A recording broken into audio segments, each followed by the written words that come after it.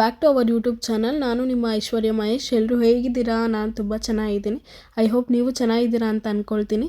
ಇಲ್ಲಿ ನಾನು, ಅಮ್ಮ ಮತ್ತು ಮಹಿ 3 ಜನನೂ ದೇವಸ್ಥಾನಕ್ಕೆ ಬಂದಿದ್ದೀವಿ. ಚಾಮುಂಡೇಶ್ವರಿ ದೇವಸ್ಥಾನ ರಾಮನಗರದಲ್ಲೇ ಇರೋದು. ಏನಕ್ಕೆ ಬಂದಿದ್ದೀವಿ ಅಂತ ಹೇಳಿದ್ರೆ, ನೀವು ತುಂಬ ಜನ ಕೇಳ್ತಿದ್ರಿ ಅಲ್ವಾ, ಐಶು ನಿಮ್ಮ ಸೀಮಂತ ಮಾಡಿಸ್ಕೊಳ್ಳಲ್ವಾ, ಯಾವಾಗ ಸೀಮಂತ ಮಾಡಿಸ್ಕೊಳ್ತೀರಾ ಅಂತ ಎಲ್ಲ. ಸೊ ಈಗ ನನಗೆ 8 ತಿಂಗಳು ಕಂಪ್ಲೀಟ್ ಆಗಿ 9 ತಿಂಗಳಿಗೆ ಬಿದ್ದಿದ್ದೆ. ಅಂದರೆ ಇವಾಗ ನನಗೆ 36 ವೀಕ್ಸ್ ನಡೀತಾ ಇದೆ. ಸೊ ಹಾಗಾಗಿ 9 ತಿಂಗಳಿಗೆ ಬಿದ್ದ ತಕ್ಷಣವೇ ಸೀಮಂತ ಮಾಡೇ ಮಾಡ್ತಾರೆ. ಸೊ ನನಗೆ ಇಲ್ಲಿ ಧನುರ್ಮಾಸ ಇರೋದ್ರಿಂದ ಸ್ವಲ್ಪ ಲೇಟಾಗಿ ಸೀಮಂತ ಮಾಡಿಸ್ಕೊಳ್ತಾ ಇದ್ದೀನಿ. ಧನುರ್ಮಾಸದಲ್ಲಿ ನಿಮಗೆ ಗೊತ್ತಿರುತ್ತೆ, ಯಾವುದೇ ಮದುವೆ ಇರೋಲ್ಲ ಆ್ಯಂಡ್ ಯಾವುದು ಸೀಮಂತ ಎಲ್ಲ ಏನು ಮಾಡಲ್ಲ. ಧನುರ್ಮಾಸ ಕಳ್ಕೊಂಡೇ ಸೀಮಂತ ಮಾಡ್ಕೊಳ್ಬೇಕಾಗತ್ತೆ. ಧನುರ್ಮಾಸ ಮುಗಿಯೋದು ಜನವರಿ 14ನೇ ತಾರೀಕು. ಜನವರಿ 15 ಸಂಕ್ರಾಂತಿ ಹಬ್ಬ ಇರುತ್ತೆ. ಹಾಗಾಗಿ ನಾವು ಇಲ್ಲಿ ಜ್ಯೋತಿಷ್ರ ಹತ್ರ ಡೇಟ್ ಬರ್ಸೋಣ ಅಂತ ಇಲ್ಲಿ ಬಂದಿದ್ವಿ. ಯಾವ ದಿನ ಕೊಟ್ಟಿದ್ದಾರೆ ಏನು ಅಂತ ಮುಂದೆ ಗೊತ್ತಾಗುತ್ತೆ, ನೋಡೋಣ. ನಾನು ತುಂಬ ವೆಯ್ಟ್ ಮಾಡ್ತಾಯಿದ್ದೆ ಯಾವ ದಿನ ಬೀಳ್ಬೋದು ಅಂತ ಹೇಳಿ. ಇದು ರಾಮನಗರದಲ್ಲೇ ತುಂಬ ಫೇಮಸ್ ಚಾಮುಂಡೇಶ್ವರಿ ದೇವಸ್ಥಾನ.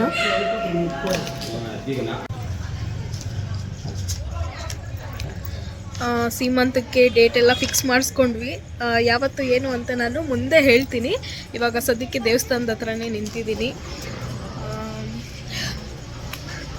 ನಾನು, ಅಮ್ಮ, ಮಹಿ ಬಂದಿದ್ವಿ. ಮಹಿ ಇಲ್ಲಿ ಬೈಕ್ ಪಾರ್ಕಿಂಗ್ ಮಾಡ್ತಾಯಿದ್ರು. ಸೊ ಅದಕ್ಕೆ ಅವ್ರದ್ದು ವಿಡಿಯೋ ಕಾಣಿಸ್ಕೊಂಡಿಲ್ಲ. ಈಗ ಅಮ್ಮನ ಮನೆ ಹತ್ರ ಬಿಟ್ಬಿಟ್ಟು ಬರ್ತಾರೆ. ಮನೆಗೆ ಸ್ವಲ್ಪ ಐಟಮ್ಸ್ ಎಲ್ಲ ತೊಗೊಳ್ಬೇಕು. ನಾನಿಲ್ಲಿ ವೆಯ್ಟ್ ಮಾಡ್ತಾಯಿದ್ದೀನಿ ದೇವಸ್ಥಾನದ ಹತ್ರನೇ. ತುಂಬ ಎಕ್ಸೈಟೆಡ್ ಆಗಿದೆ. ಸೀಮಂತ ಡೇಟ್ ಫಿಕ್ಸ್ ಆದ ತಕ್ಷಣವೇ ಒಬ್ಬ ಎಷ್ಟು ಬೇಗ ಬಂದ್ಬಿಡ್ತು ಅಂತ ಅನ್ನಿಸ್ತಾ ಇದೆ.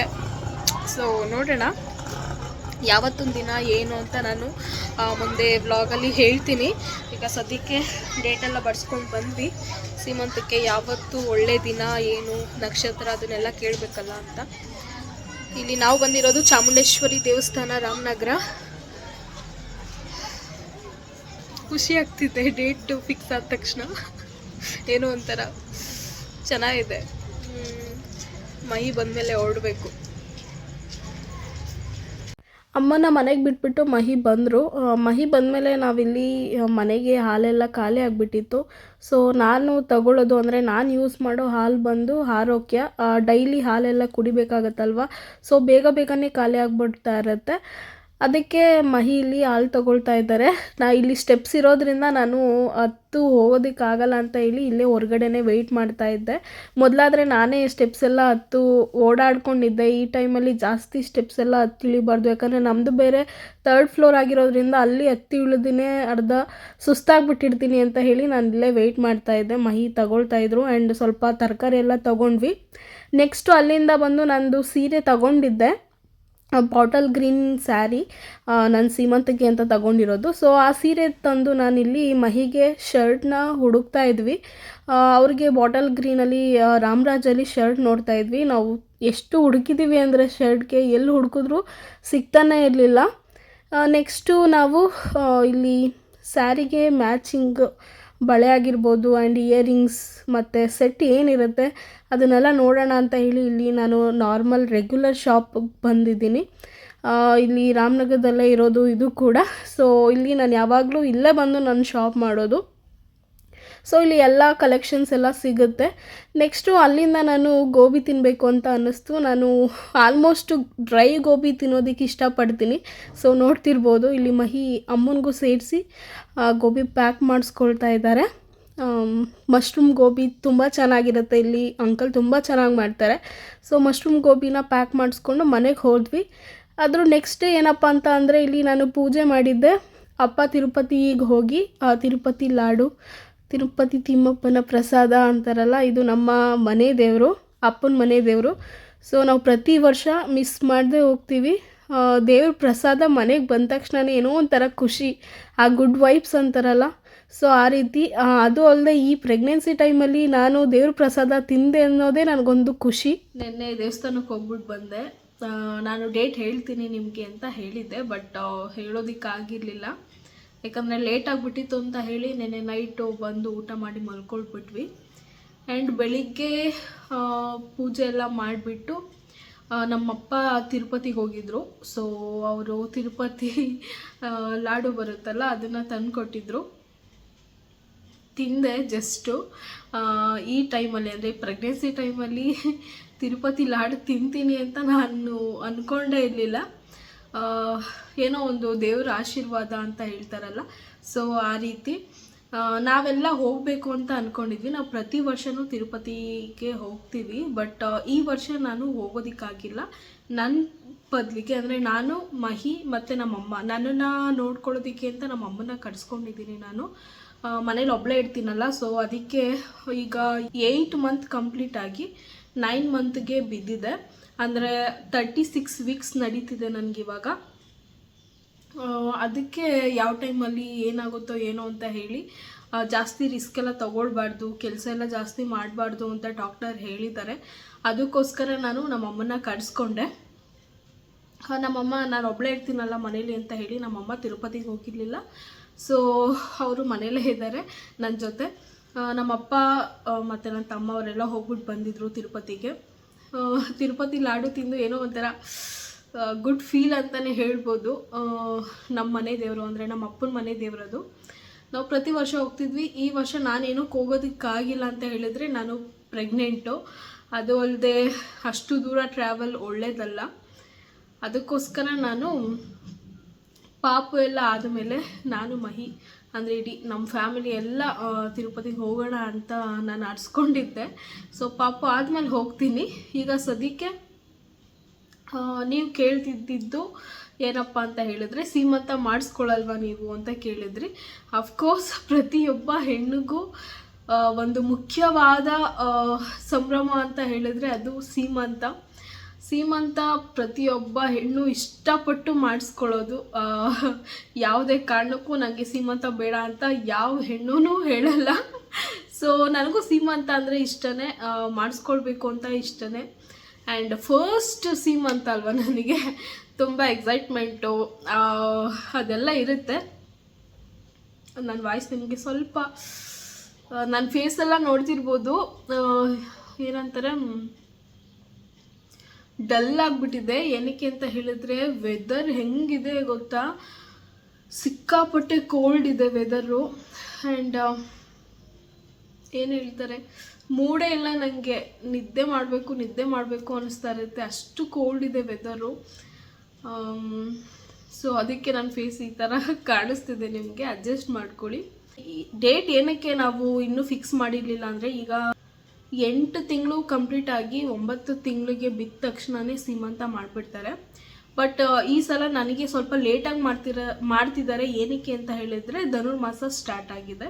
ನಿಮಗೆ ಗೊತ್ತಿರುತ್ತೆ, ಧನುರ್ಮಾಸದಲ್ಲಿ ಸೀಮಂತ ಎಲ್ಲ ಮಾಡಲ್ಲ, ಮದುವೆನೂ ಮಾಡಲ್ಲ. ಅದಕ್ಕೋಸ್ಕರ ನಾವು ಧನುರ್ಮಾಸ ಮುಗಿಸ್ಕೊಂಡು ಸೀಮಂತ ಮಾಡಬೇಕಾಗತ್ತೆ. ಹತ್ರ ನನ್ನ ಡೆಲಿವರಿ ಡೇಟ್ ಹತ್ರ ಇಟ್ಕೊಂಡು ನಾನು ಸೀಮಂತ ಮಾಡಿಸ್ಕೊಳ್ತಾ ಇದ್ದೀನಿ. ಯಾವ ಟೈಮಲ್ಲಿ ಏನಾಗುತ್ತೆ ಅಂತಲೂ ನನಗೆ ಗೊತ್ತಿಲ್ಲ. ಸೀಮಂತಕ್ಕಿಂತ ಮುಂಚೆನೂ ನನಗೆ ಡೆಲಿವರಿ ಆಗ್ಬೋದು, ಅಥವಾ ಸೀಮಂತ ಆದಮೇಲೆ ನನಗೆ ಡೆಲಿವರಿ ಆಗ್ಬೋದು. ನಾನು ಅಂದ್ಕೊಳ್ತಿರೋದು, ಐ ವಿಶ್ ಸೀಮಂತ ಎಲ್ಲ ಚೆನ್ನಾಗಿ ಮುಗಿದು ಅದಾದಮೇಲೆ ನನಗೆ ಡೆಲಿವರಿ ಆಗಲಿ ಅಂತ ನಾನು ಕೇಳ್ಕೊಳ್ತಿದ್ದೀನಿ. ನೀವು ಅಷ್ಟೇ ನನಗೆ ವಿಶ್ ಮಾಡಿ, ಸೀಮಂತ ಎಲ್ಲ ಮುಗಿದ ಮೇಲೇ ನನಗೆ ಡೆಲಿವರಿ ಆಗಲಿ, ಸೀಮಂತಕ್ಕಿಂತ ಮುಂಚೆ ಡೆಲಿವರಿ ಆಗೋದು ಬೇಡ ಅಂತ. ಯಾಕಂದರೆ ಸೀಮಂತಕ್ಕೆ ಮತ್ತು ನನ್ನ ಡೆಲಿವರಿ ಡೇಟ್ಗೆ 2 ವೀಕ್ ಇರೋದು. ಸೊ ಈ 2 ವೀಕ್ಸ್ ಒಳಗಡೆ ಪಾಪು ಆದರೂ ಆಗ್ಬಿಡ್ಬೋದು, ಅಥವಾ ಇನ್ನೂ ಲೇಟಾಗಾದರೂ ಆಗ್ಬೋದು ಅಂತ ಹೇಳಿದ್ದಾರೆ. ಸೊ ಅದಕ್ಕೆ ಸ್ವಲ್ಪ ಭಯ ಇದೆ ಅಷ್ಟೇ, ಅದು ಬಿಟ್ಟರೆ ಇನ್ನೇನಿಲ್ಲ. ನನ್ನ ಸೀಮಂತ ಡೇಟ್ ಬಂದು ಜನವರಿ 17ನೇ ತಾರೀಕು, ಜನವರಿ 17th ನನ್ನ ಸೀಮಂತ. ನಿಮಗೆ ನಾನು ಹೇಳ್ತೀನಿ ಅಂತ ಹೇಳಿದ್ದೆ. ಸೊ ಅದಕ್ಕೋಸ್ಕರ ನಾನು ಅನೌನ್ಸ್ ಮಾಡ್ತಾ ಇದ್ದೀನಿ, ನನ್ನ ಸೀಮಂತ ಬಂದು ಜನವರಿ 17ನೇ ತಾರೀಕು. ಅವತ್ತೊಂದು ದಿನ ಸೀಮಂತ ನಾನು ಮಾಡಿಸ್ಕೊಳ್ತಾ ಇದ್ದೀನಿ. ಇನ್ನು ಪ್ರಿಪ್ರೇಷನ್ ಎಲ್ಲ ಹೇಗಿದೆ ಅಂತ ಹೇಳೋದಾದರೆ, ಈಗ ರೀಸೆಂಟಾಗಿ ಶಾಪಿಂಗ್ ಎಲ್ಲ ಮುಗೀತು. ನನ್ನ ಸೀಮಂತಕ್ಕೆ ಯಾವ ಸ್ಯಾರಿ ಹಾಕ್ಕೊಳ್ಬೇಕು, ಯಾವ ಕಲರ್ ಸ್ಯಾರಿ ಹಾಕ್ಕೊಳ್ಬೇಕು ಅಂತ ಎಲ್ಲ ಗ್ರೀನ್ ಅಂತಲೇ ಹೇಳ್ತಿದ್ರು. ಸೊ ನನಗೆ ಆಲ್ಮೋಸ್ಟ್ ನನ್ನ ಮದುವೆ ಸ್ಯಾರಿನೂ ನೀವು ನೋಡಿರ್ಬೋದು, ಪಾಚಿ ಗ್ರೀನ್ ಅಂತಾರೆ ಗೊತ್ತಾ, ಗೋಲ್ಡ್ ಮತ್ತು ಪಾಚಿ ಗ್ರೀನ್ ಮಿಕ್ಸ್ ಕಲರ್ ಇದೆ ನನ್ನ ಮದುವೆ ಸ್ಯಾರಿ, ಮುಹೂರ್ತ ಸ್ಯಾರಿ. ಸೊ ಸೀಮಂತಕ್ಕೂ ಗ್ರೀನೇ ಹಾಕ್ಕೊಳ್ಬೇಕಂತ ನಂಗೆ ಸ್ವಲ್ಪ ಬೇಜಾರಾಯಿತು. ಬೇರೆ ಕಲರ್ ಕಾಂಬಿನೇಷನ್ ಮಾಡ್ಕೊಳ್ಬೋದಲ್ವಾ ಅಂತ. ಬಟ್ ಏನು ಮಾಡೋದಕ್ಕಾಗಲ್ಲ. ನಾನು ಬೇರೆ ಕಲರ್ ಸ್ಯಾರಿ ಹುಡುಕಿದ್ರೂ ನನಗೆ ಬಾಟಲ್ ಗ್ರೀನ್ ಸ್ಯಾರಿನೇ ಸಿಕ್ಕಿದ್ದು ಫೈನಲಿ. ಸೊ ಅದಕ್ಕೋಸ್ಕರ ಓಕೆ ಆಯಿತು ಅಂತ ಹೇಳಿ ನಾನು ಬಾಟಲ್ ಗ್ರೀನ್ ಸ್ಯಾರಿನ ಪರ್ಚೇಸ್ ಮಾಡಿದ್ದೀನಿ ಸೀಮಂತಕ್ಕೆ. ಆ್ಯಂಡ್ ಮಹಿಗೆ ಗ್ರೀನ್ ಕಲರ್ ಶರ್ಟ್ ಮತ್ತು ಪಂಚೆ ಹಾಕ್ಸೋಣ ಅಂತ. ಸೊ ಅವ್ರಿಗೂ ಶಾಪಿಂಗ್ ಎಲ್ಲ ಮುಗೀತು, ನಂದು ಶಾಪಿಂಗ್ ಎಲ್ಲ ಮುಗೀತು. ಸೀಮಂತಕ್ಕೆ ಏನೇನು ಬೇಕು ಸೆಟ್ಟು ಪ್ರತಿಯೊಂದೂ ನಾನು ಎಲ್ಲ ಶಾಪಿಂಗ್ ಎಲ್ಲ ಮಾಡಿದೆ. ಅದು ವ್ಲಾಗ್ ಆದಷ್ಟು ಬೇಗ ಬರುತ್ತೆ ನಿಮಗೆ. ಆ್ಯಂಡ್ ಇನ್ನೊಂದೇನಪ್ಪ ಅಂದರೆ ನಾನು ಸೀರೆ ತಗೊಳ್ಬಿಟ್ಟೆ. ಬಟ್ ಮಹಿಗೆ ಶರ್ಟ್ ಹುಡ್ಕೋದಿದೆಯಲ್ಲ, ಎಷ್ಟು ಅಂಗಡಿ ಸುತ್ತಿದ್ದೀವಿ ಅಂದರೆ ರಾಮರಾಜಲ್ಲಿ ಆ ಕಲರ್ ಶರ್ಟೇ ಸಿಗ್ತಿರ್ಲಿಲ್ಲ ನಮಗೆ. ರಾಮನಗರದಲ್ಲಿ ಫುಲ್ಲು ಹುಡುಕಿ ಫೈನಲಿ ನಮಗೆ ಗ್ರೀನ್ ಕಲರ್ ಶರ್ಟ್ ಸಿಕ್ತು ಮಹಿಗೆ.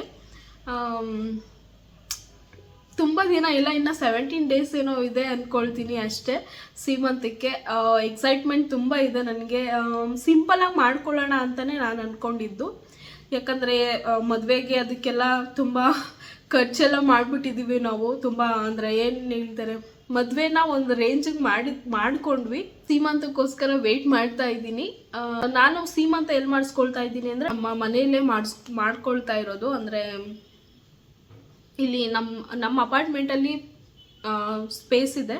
ಸೊ ಅದಕ್ಕೆ ಇಲ್ಲೇ ಡೆಕೋರೇಷನ್ ಮಾಡಿಸ್ಕೊಂಡು ಸೀಮಂತ ಎಲ್ಲ ಮುಗಿಸ್ಕೊಳ್ಳೋಣ ಅಂತ ಪ್ಲ್ಯಾನ್ ಮಾಡ್ಕೊಂಡಿದ್ದೀವಿ.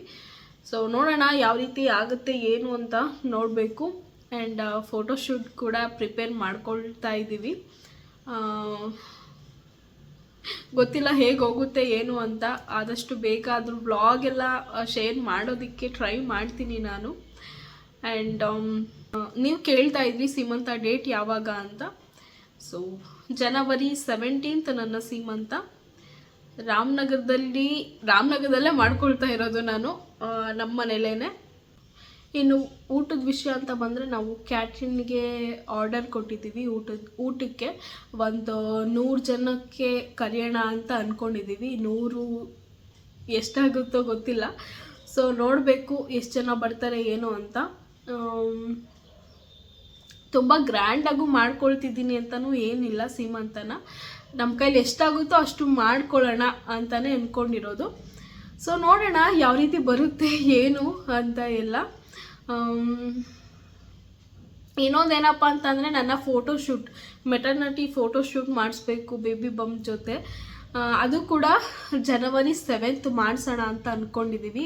ಸಂಡೇ ಬಿದ್ದಿರೋದ್ರಿಂದ ಸೊ ಜನವರಿ 7 ಮಾಡಿಸ್ಬೇಕು. ಅದಕ್ಕೂ ಸ್ವಲ್ಪ ಪ್ರಿಪ್ರೇಷನ್ ಎಲ್ಲ ಮಾಡ್ಕೊಳ್ತಾ ಇದ್ದೀವಿ ಫೋಟೋಶೂಟ್ಗೆ.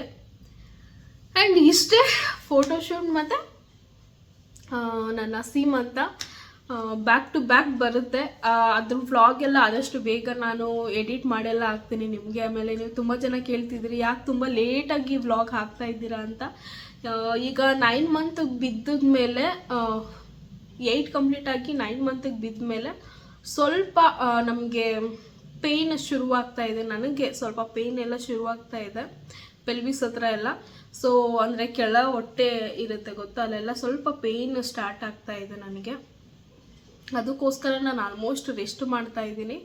ಸೊ ನಿಮಗೂ ಅಂದರೆ ಪ್ರೆಗ್ನೆಂಟ್ ಲೇಡೀಸ್ ನಿಮಗೂ ಗೊತ್ತಿರುತ್ತೆ, ಪೆಲ್ವಿಸ್ ಹತ್ರ ಎಲ್ಲ ಅಂದರೆ ಸೊಂಟದ ಭಾಗ ಮೂಳೆ ಎಲ್ಲ ಇರುತ್ತಲ್ಲ ಅಲ್ಲೆಲ್ಲ ಪೇಯ್ನ್ ಸ್ಟಾರ್ಟ್ ಆಗ್ತಾ ಇದೆ. ಅಂದರೆ ಪಾಪು ಫಿಕ್ಸ್ ಆಗುತ್ತಂತಲ್ಲ, ತಲೆ ಫಿಕ್ಸ್ ಆಗೋದಕ್ಕೆ ಅದು ಪೇಯ್ನ್ ಬರ್ತಾ ಇರುತ್ತೆ ಅಂತ ಹೇಳ್ತಾರೆ. ಸೊ ಹಾಗಾಗಿ ನಾನು ಜಾಸ್ತಿ ಓಡಾಡೋದಕ್ಕೂ ಆಗ್ತಿಲ್ಲ, ಜಾಸ್ತಿ ಕೂತ್ಕೊಳ್ಳೋದಕ್ಕೂ ಆಗ್ತಿಲ್ಲ.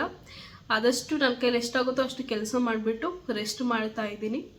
ಆ್ಯಂಡ್ ನನ್ನ ಜೊತೆಗೆ ನಮ್ಮ ಅಮ್ಮನೂ ಕೂಡ ನಾನು ಕರೆಸ್ಕೊಂಡಿದ್ದೀನಿ. ಅಮ್ಮ ಇದ್ದರೆ ಸ್ವಲ್ಪ ಹೆಲ್ಪ್ ಆಗುತ್ತೆ ಅಂತ ಹೇಳಿ ಅಷ್ಟೇ, ಅದು ಬಿಟ್ಟರೆ ಇನ್ನೇನಿಲ್ಲ. ನಾನು ಇಷ್ಟೊತ್ತಿಗೆಲ್ಲ ಸೀಮಂತ ಮಾಡಿಸ್ಕೊಂಡು ತವ್ರ ಮನೆಗೆ ಹೋಗಬೇಕಾಗಿತ್ತು. ಬಟ್ ಧನುರ್ಮಾಸ ಬಿದ್ದಿರೋದ್ರಿಂದ ಧನುರ್ಮಾಸ ಮುಗಿಯೋವರೆಗೂ ವೆಯ್ಟ್ ಮಾಡಲೇಬೇಕು. ಅದಕ್ಕೋಸ್ಕರ ನಾನಿನ್ನು ಗಂಡನ ಮನೆಯಲ್ಲೇ ಇದ್ದೀನಿ.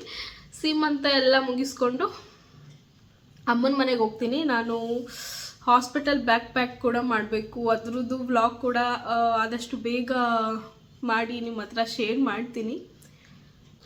ಸೊ ಓಕೆ ಫ್ರೆಂಡ್ಸ್, ನೆಕ್ಸ್ಟು ನಾನು ನನ್ನ ಪ್ರೆಗ್ನೆನ್ಸಿ ಡಯಟ್ ಚಾರ್ಟ್ ಅಂದರೆ ನನ್ನ ಫುಡ್ ರೊಟೀನ್ ಏನಿದೆ ಪ್ರೆಗ್ನೆನ್ಸಿ ಟೈಮಲ್ಲಿ ಅದನ್ನು ತುಂಬ ಜನ ಕೇಳ್ತಾ ಇದ್ರಿ. ಅದಕ್ಕೋಸ್ಕರ ವ್ಲಾಗ್ ಮಾಡೋಣ ಅಂತ ಅಂದ್ಕೊಂಡಿದ್ದೀನಿ. ನೆಕ್ಸ್ಟ್ ವ್ಲಾಗ್ ಬಂದು ನನ್ನ ಪ್ರೆಗ್ನೆನ್ಸಿ ಫುಡ್ ಚಾರ್ಟ್. ಆದಷ್ಟು ಬೇಗ ವ್ಲಾಗ್ ಬರುತ್ತೆ. 2023ನೇ ವರ್ಷದ ಕೊನೆ ವ್ಲಾಗ್ ಬಂದು ಇದಾಗಿರುತ್ತೆ. ಆ್ಯಂಡ್ ಆದಷ್ಟು ಬೇಗ ನ್ಯೂ ಇಯರ್ ವ್ಲಾಗಲ್ಲಿ ಸಿಗೋಣ. ಎಲ್ಲರೂ ಖುಷಿಯಾಗಿರಿ.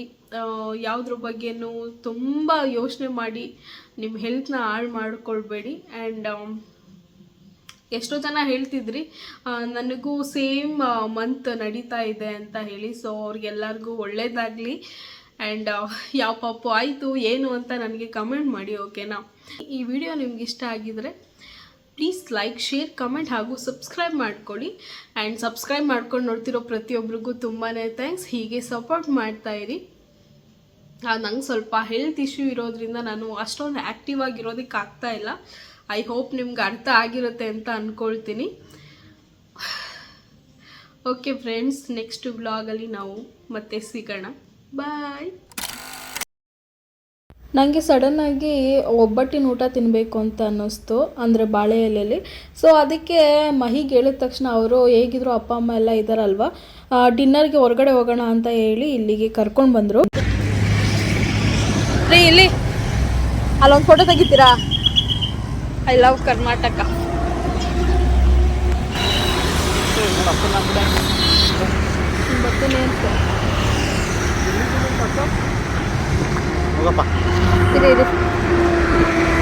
ಈ ರೆಸ್ಟೋರೆಂಟ್ ಬಂದು ಜನಪದ ಲೋಕದ ಹತ್ರ ಕಾಮತ್ ಅಂತ ಇದೆ. ಸೊ ಅಲ್ಲಿಗೆ ಊಟಕ್ಕೆ ಅಂತ ಬಂದಿದ್ದೀವಿ. ಚೆನ್ನಾಗಿರುತ್ತೆ. ಏನೋ ಒಂಥರ ವೆಜ್ ಊಟ ತಿನ್ನಬೇಕು ಅಂತ ಹೇಳಿದ್ರೆ ಒಂದು ಇಲ್ಲಿ ಕಾಮತ್ ಹತ್ರ ಬಂದರೆ ತೃಪ್ತಿಯಾಗಿ ತಿನ್ಬೋದು ಅಂತ ಅನಿಸುತ್ತೆ. ಸೊ ಅದಕ್ಕೆ ಇಲ್ಲಿ ಅಪ್ಪ ಅಮ್ಮ, ನನ್ನ ತಮ್ಮ, ಮಹಿ, ನಾವು 5 ಜನನು ಡಿನ್ನರ್ಗೆ ಅಂತ ಬಂದಿದ್ವಿ. ಆ್ಯಂಡ್ ನನಗೆ ಹೋಳಿಗೆ ಊಟ ತಿನ್ನಬೇಕು ಅಂತ ಅನ್ನಿಸ್ತಾ ಇತ್ತು. ಸೊ ಫೈನಲಿ ತುಂಬ ಖುಷಿಪಟ್ಟು ತಿನ್ನಬೇಕು ಅಂತ ಅನಿಸುತ್ತೆ ನನಗೆ. ಆ್ಯಂಡ್ ಅದು ಅಲ್ಲದೆ ಏನಪ್ಪ ಅಂತ ಹೇಳಿದರೆ ಸಡನ್ನಾಗಿ ಏನಾದರೂ ತಿನ್ನಬೇಕು ಅಂತ ಅನಿಸುತ್ತೆ. ಗರ್ಭಿಣಿ ಅಂದಮೇಲೆ ಇಷ್ಟೆಲ್ಲ ಬಯಕೆ ಇರಲೇಬೇಕು. ನಾನಂತೂ ಇಲ್ಲಿ ಕಾಮತ್ತಿಗೆ ಬಂದರೆ ನಾರ್ತ್ ಫುಡ್ ತುಂಬ ಲೈಕ್ ಮಾಡ್ತೀನಿ. ಆ ಬೆಣ್ಣೆ ಜೊತೆ ರೊಟ್ಟಿ ತಿಂತಾಯಿದ್ರೆ ಏನು ಸಖತ್ತಾಗಿರುತ್ತೆ ಗೊತ್ತಾ. ಆ್ಯಂಡ್ ಅದು ಅಲ್ಲದೆ ನನಗೆ ಗೊತ್ತಿಲ್ಲ, ನಂಗೆ ಏನೇನು ತಿನ್ನಬೇಕು ಅನಿಸುತ್ತೆ ಅಂದರೆ ನನಗೆ ಗೊತ್ತಾಗಲ್ಲ. ಸಡನ್ನಾಗಿ ತಿನ್ನಬೇಕು ಅನಿಸ್ತಾ ಇರುತ್ತೆ. ಸೊ ಅವಾಗ ಮಹಿ ಏನೂ ಅಂದ್ಕೊಳ್ದೆ ನಾನು ಕೇಳಿದ ತಕ್ಷಣ ಕರ್ಕೊಂಡೋಗಿ ತಿನ್ನಿಸ್ತಾರೆ. ಸೊ ಇದೆಲ್ಲ ಇನ್ನು ಕೆಲವೇ ದಿನಗಳಲ್ಲಿ ಮುಗ್ದೋಗುತ್ತೆ ಅನ್ನೋದೇ ಬೇಜಾರು ನನಗೆ.